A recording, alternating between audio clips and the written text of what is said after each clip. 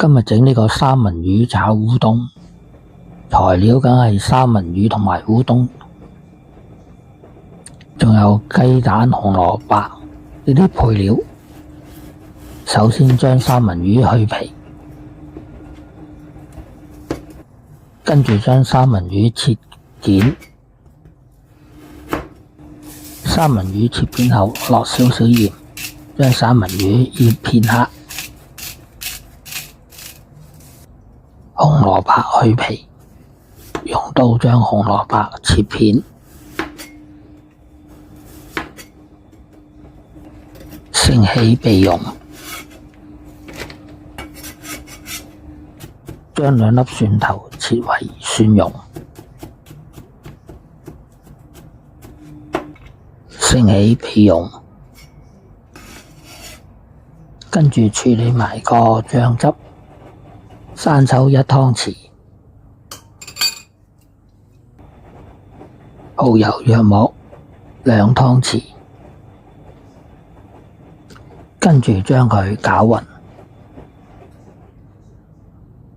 影片睇到嚟呢度，麻煩你點讚、分享同埋訂閱，有你嘅支持就係我拍片嘅動力。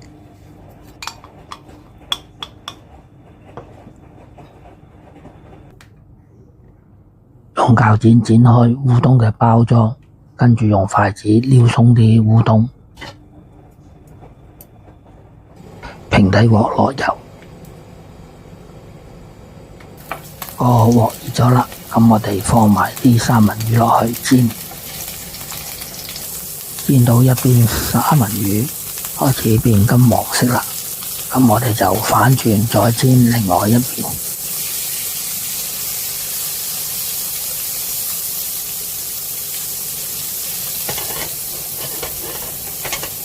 又過咗一陣啦，啲三文魚兩邊都變晒金黃色啦，咁樣我哋就可以將佢拔起啦。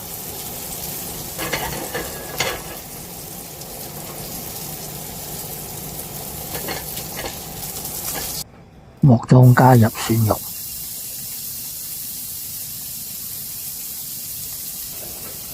將蒜蓉爆香後加入紅蘿蔔。將佢炒勻，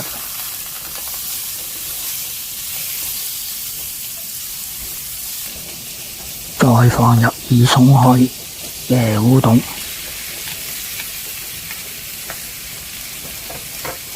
將烏冬兜勻，跟住將烏冬推埋一邊。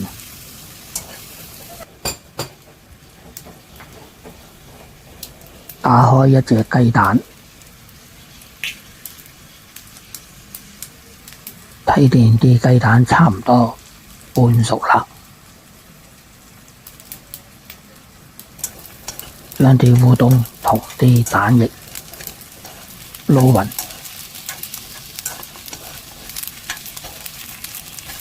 煮佢一陣。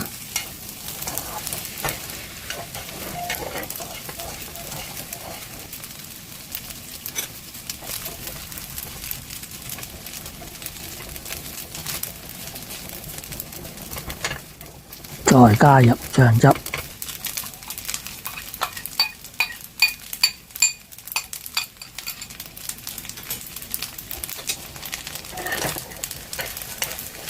用筷子將佢撈勻，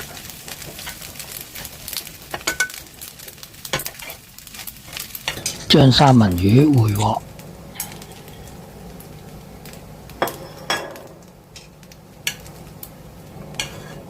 用筷子將佢撈勻，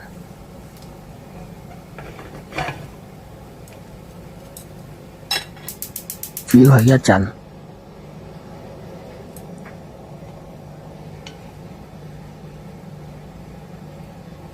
咁樣就可以將佢夾起啦。